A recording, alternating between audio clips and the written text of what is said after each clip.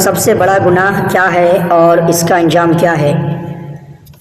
سب سے بڑا گناہ نبی اکرم صلی اللہ علیہ وسلم نے متعدد احادیث میں بیان فرمایا ہے کہ سب سے بڑا گناہ شرک ہے اور اس شرک کا انجام جہنم ہے۔ شرک تمام گناہوں میں سب سے گھناؤنا اور سب سے کبیرہ گناہ ہے، جیسے کہ اللہ رب العزت نے قرآن مجید کے اندر ارشاد فرمایا ان اللہ لا یغفر ان یشرک بہ ویغفر ما دون ذلک لمن یشاء ومن یشرک باللہ فقد افتری اثما عظیما۔ بے شک اللہ اس بات کو نہیں بخشتا کہ اس کے ساتھ شریک کیا جائے، شرک کیا جائے، اور اس شرک سے کمتر جو بھی گناہ ہو جس کے لیے چاہتا ہے اللہ بخش دیتا ہے، اور جس نے اللہ کے ساتھ شرک کیا اس نے واقعتاً زبردست گناہ کا بہتان باندھا۔ دوسری آیت سورہ نساء میں اللہ نے فرمایا ان اللہ لا یغفر ان یشرک بہ ویغفر ما دون ذلک لمن یشاء ومن یشرک باللہ فقد ضل ضلالا بعیدا۔ بے شک اللہ اس بات کو معاف نہیں کرتا کہ اس کے ساتھ کسی کو شریک ٹھہرایا جائے، اور جو گناہ اس سے نیچے ہو جس کے لیے چاہے اللہ معاف فرما دیتا ہے، اور جو کوئی اللہ کے ساتھ شرک کرے وہ واقعی دور کی گمراہی میں بھٹک گیا۔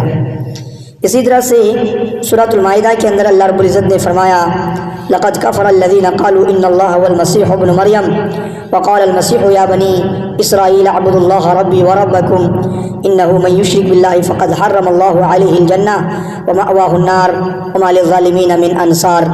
در حقیقت ایسے لوگ کافر ہو گئے ہیں جنہوں نے کہا کہ اللہ ہی مسیح ابن مریم علیہ السلام ہیں، حالانکہ مسیح علیہ السلام نے تو یہ کہا تھا اے بنی اسرائیل تم اللہ کی عبادت کرو جو میرا بھی رب ہے اور تمہارا بھی رب ہے۔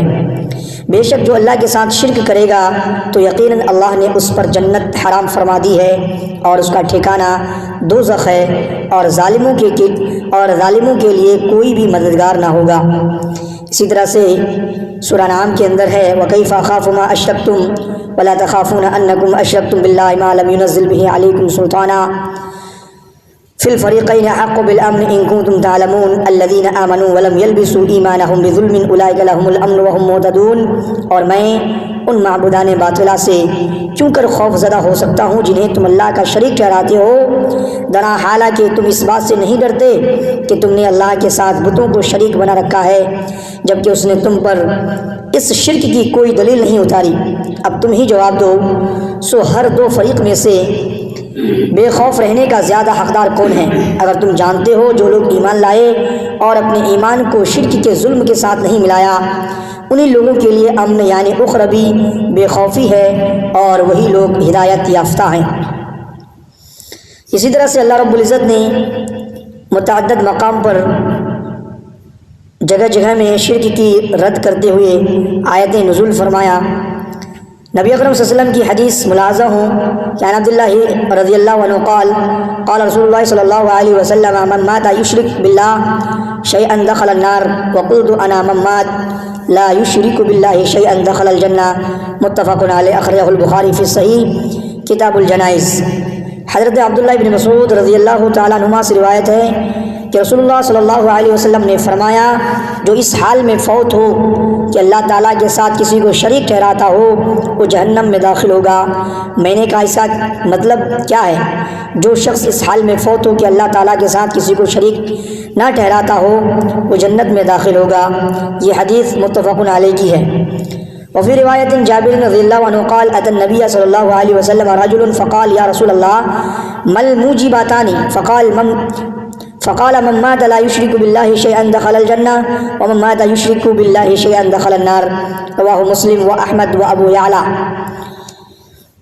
ایک روایت میں حضرت جابر رضی اللہ عنہ بیان کرتے ہیں کہ حضور نبی اکرم صلی اللہ علیہ وسلم کی خدمت میں ایک شخص حاضر ہوا اور عرض کرنے لگا یا رسول اللہ وہ کون سی دو چیزیں ہیں جو جنت یا دوزخ کو واجب کرتی ہیں؟ آپ صلی اللہ علیہ وسلم نے فرمایا جس شخص کا خاتمہ اس حال میں ہوا کہ وہ اللہ کے ساتھ کسی کو شریک نہیں ٹھہراتا تھا وہ جنت میں چلا جائے گا، اور جس شخص کا خاتمہ شرک پر ہوا وہ جہنم میں جائے گا۔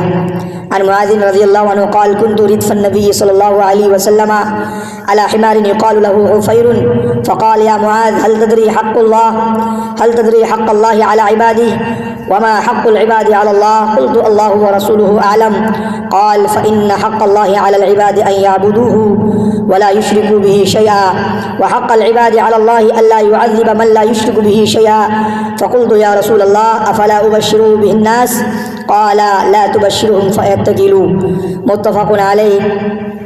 حضرت معاذ رضی اللہ عنہ بیان کرتے ہیں کہ میں نبی اکرم صلی اللہ علیہ وسلم کے پیچھے عفیر نامی دراز گوش پر سوار تھا کہ آپ صلی اللہ علیہ وسلم نے فرمایا اے معاذ کیا تمہیں معلوم ہے کہ بندوں پر اللہ تعالیٰ کا کیا حق ہے اور اللہ تعالیٰ پر بندوں کا کیا حق ہے؟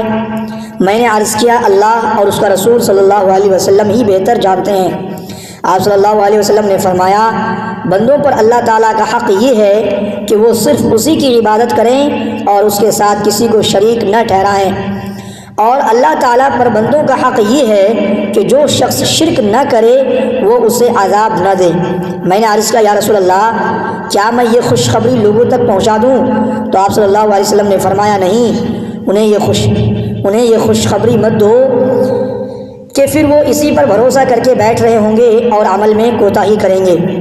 اسی طرح سے شرک کے تعلق سے اور متعدد احادیثیں نبی اکرم صلی اللہ علیہ وسلم نے بیان فرمایا ہے کہ شرک سب سے بڑا گناہ ہے اور اس کا انجام جہنم ہے۔ اللہ رب العزت سے دعا ہے یا الہ العالمین شرک جیسی بڑی اور خطرناک گناہ سے ہم سب کی حفاظت فرما۔ یا الہ العالمین شرک سے بچنے کی توفیق عطا فرما۔ یا الہ العالمین چھوٹی بڑی تمام شرک سے اپنے آپ کی حفاظت کرنے کی توفیق عطا فرما۔ یا اللہ تو ہم سب کی نیک اعمال کو قبول فرما، ہمارے گناہوں کو، لغزشوں کو، خطاؤں کو معاف فرما۔ سبحانک اللہم و بحمدک اشہد ان لا الہ الا انت استغفرک و اتوب الیک۔ ربنا تقبل منا انک انت السمیع العلیم۔